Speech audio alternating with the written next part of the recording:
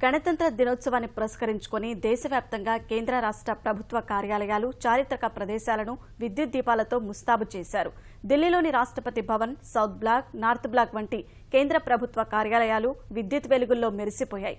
దేశ ఆర్థిక రాజధాని ముంబైలో బొంబాయి స్టాక్ ఎక్స్చేంజి భవనం, సిఎస్టీ భవంతులు త్రివర్ణ పతాక రంగుల్లో ఆకట్టుకున్నాయి.